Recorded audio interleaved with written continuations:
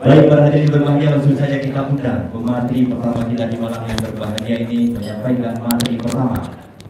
Guru kita yang mulia Umi Hajah Rahimul. Beliau merupakan anggota Majelis Musyawarah Ulama MPU. Assalamualaikum warahmatullahi wabarakatuh. Nahmaduka ya man awdahta lana sabilal hidayah wa auzahta an basairina ghysyawatal ghawaya wa nusalli wa nusallim ala man arsaltahu syahida wa mubashira wa nadhira wa da'iyan ilallahi sirajan munira. Asyhadu an la ilaha illallah wahdahu la syarikalah wa asyhadu anna Muhammadan abduhu wa rasuluh, amma ba'd. Yang saya hormati pengurus ISAD dan pengurus Tastafi, kemudian moderator yang telah memanggil nama saya, kemudian kepada sekalian jamaah yang telah hadir di ruangan yang mulia ini. Mudah-mudahan kita selalu diberi Allah rahmat dan nikmatnya, sehingga kita selalu berjuang berdakwah di jalan yang diridhoi Allah Subhanahu wa taala. Amin ya rabbal alamin. Gurau-gurau ulun tuan memandum, mohon maaf yang sebesar-besarnya bahwa kehadiran saya ini mungkin nantinya tidak memuaskan audien atau para jamaah, karena sangat bergetar ini melihat judul ini tentang masalah poligami. Saya sebagai perempuan juga takut kalau suami saya nanti berpoligami. Maaf, itu beliau ada di depan. Jadi terus terang saja, kita nyantai aja malam ini ya. Para adik-adik saya dan ada guru-guru saya di sini, mohon maaf nantinya mungkin bahasa saya tidak berkenan. Berbicara masalah poligami, mic-nya kayaknya enggak bisa. Iya, mohon maaf ya, karena ini berbicara masalah poligami harus serius.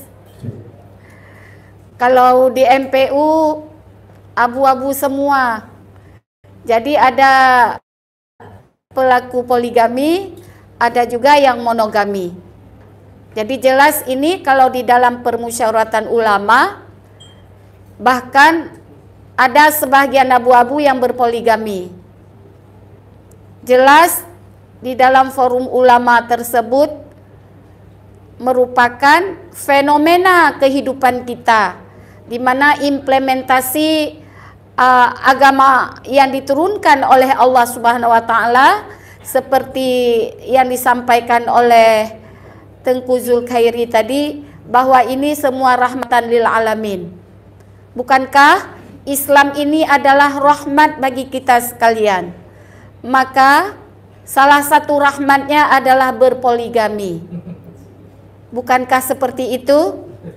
Namun saya sebagai anggota MPU tidak serta-merta menyetujui, karena ayat Allah lebih menekankan kepada wa in khiftum alla ta'dilu fawahidah. Fawahidah, satu saja. Paham yang kaum Adam? Satu saja. Auma malakat aimanukum, atau kamu yang mempunyai budakmu. Kenapa ada budak pada saat itu? Karena ayat ini diturunkan, asbabul nuzul ayat ini harus benar-benar dipelajari. Karena pada masa Rasulullah, mengadulah seorang laki-laki kepada Rasulullah, ya Rasulullah, bahwa seorang fulan akan melamar anakku. Nah, ini asbabul nuzulnya. Kebetulan anak tersebut anak yatim. Jadi orang bertanya-tanya, Kenapa tidak dengan ibunya? Padahal lebih pantas dengan ibunya. Tapi si laki-laki tadi sorotan matanya kepada anak yatim. Lantas ayat tersebut Allah turunkan menjadi pedoman bagi kita agar mendapat rahmat sekalian alam dan bahkan jangan menjadi laknat. Apa kajian ayat tersebut? Kajikan secara investasi bagi kita. Allah tidak melarang poligami karena bunyi ayat tersebut fankihu ma tabalakum. Fankihu ma tabalakum minan nisa'i masna wa thulatha wa ruba'. Nikahilah perempuan-perempuan yang kamu mau. Mau 2, mau 3, mau 4, silahkan. Tidak ada larangan bagi Allah. Namun Allah menekankan di berikutnya dan ayat ini tidak ditelusuri pada yang di bawahnya. Fa in khiftum alla ta'dilu, kata Allah. Kalau kamu tidak sanggup berlaku adil, satu saja, au ma malakat aimanukum, atau kamu punya budak-budakmu dengan budak saja. Artinya apa? Allah melarang. Tapi karena sebelum Rasulullah diutuskan menjadi rasul, boleh berpoligami sampai 10.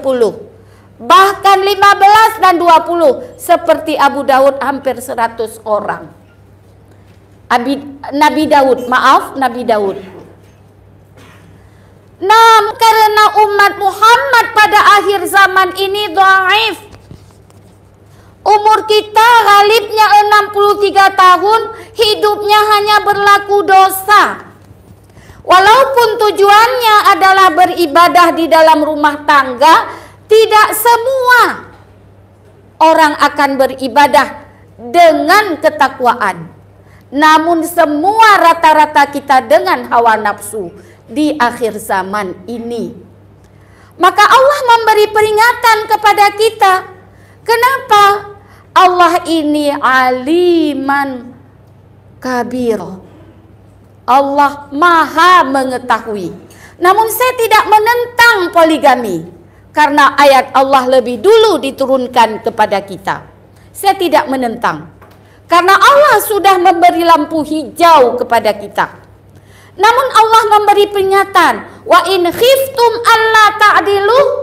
Kalau kamu tidak sanggup berlaku adil, fawahidah. Zalika adana alla ta'ulu. Dan demikian itu membawa kamu kepada tidak aniaya, tidak melakukan kezaliman kepada rumah tanggamu. Bukankah itu? Maaf suara saya ngegas. Bukankah seperti itu gure-gurelen? Kok nggak ada yang jawab? Para jamaah yang saya hormati, sesak dada saya memikirkan poligami di akhir zaman. Karena berpoligami di akhir zaman tidak seperti, sedikit pun tidak seperti Rasulullah. Saya patronnya, platform saya sebagai orang yang berakidah Islam, kita lebih cenderung melihat bagaimana Rasulullah berpoligami. Dan ada hadis riwayat Abu Daud dan Tirmizi. Jangan coba-coba berpoligami. Karena hadis tersebut menunjukkan larangan, peringatan bunyinya. Barang siapa mempunyai 2 istri dan dia cenderung hatinya kepada salah satunya dan salah satunya tidak lagi, maka dia akan berjalan di hari akhirat nanti dengan badannya berat sebelah. Setuju? Ibu-ibu mau nanti suaminya kawin lagi?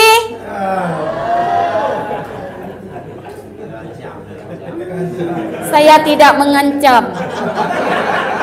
Saya ini membaca hadis dan ayat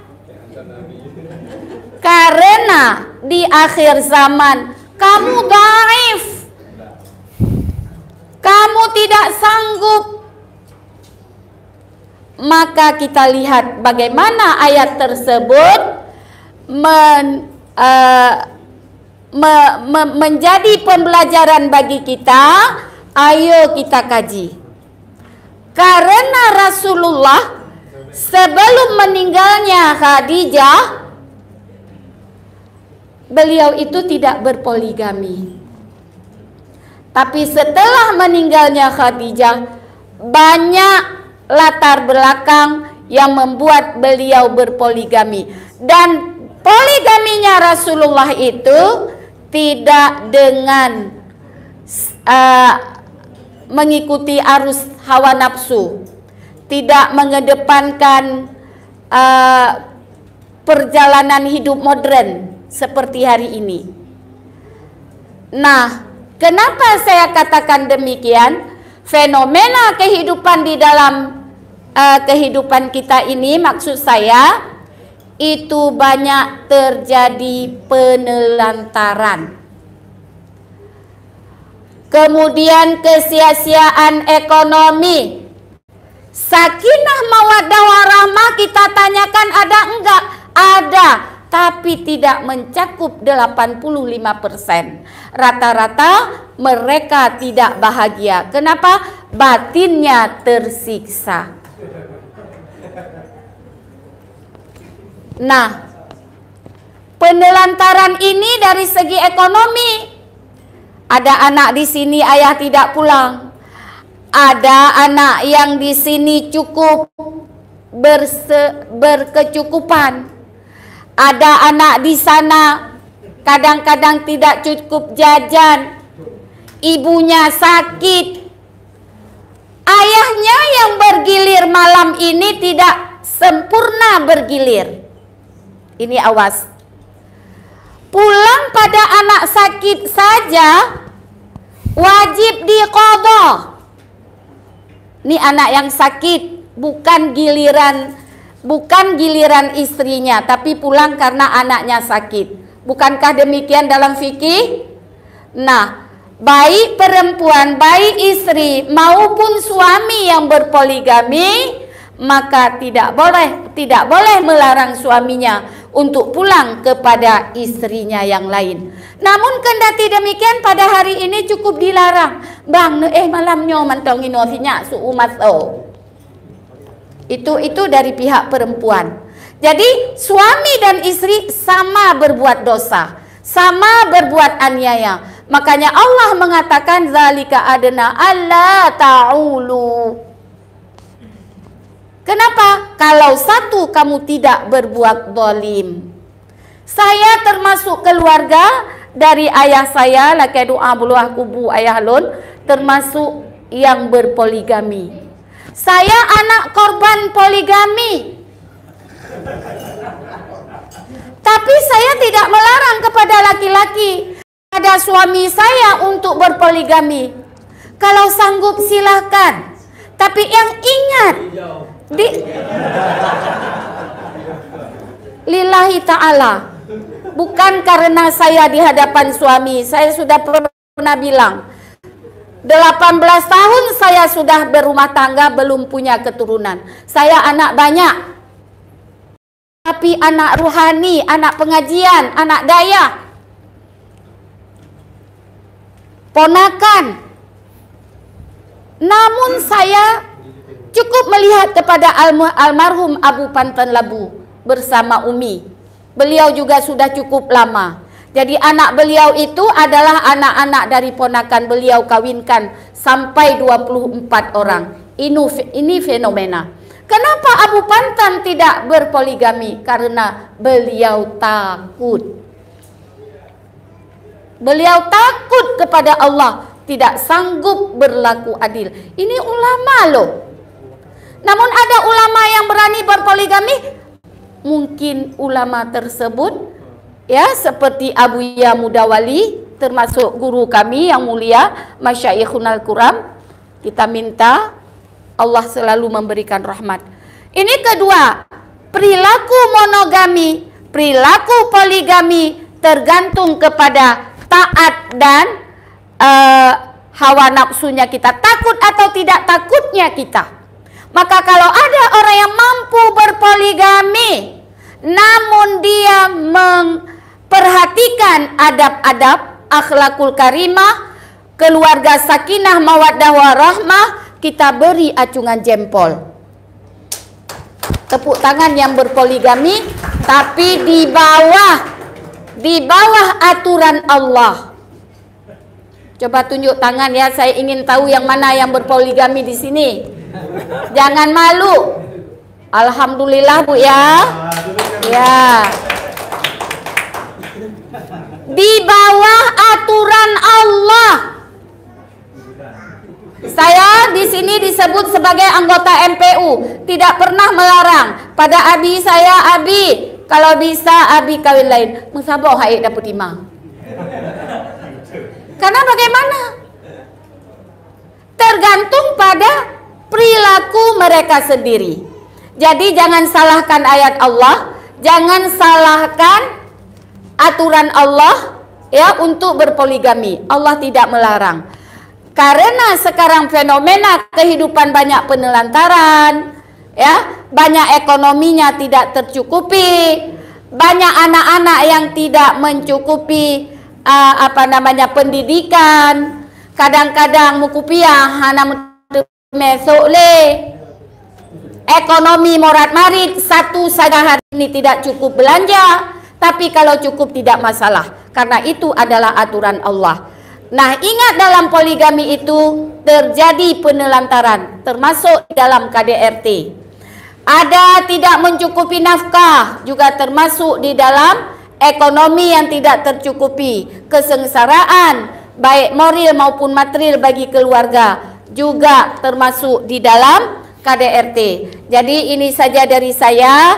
Mohon maaf kita malam ini berdiskusi, maka yang baik datangnya dari saya, kemudian yang baik datangnya dari Allah, yang tidak baik datangnya dari saya. Hadanallahu wa iyyakum ajma'in. Assalamualaikum warahmatullahi wabarakatuh.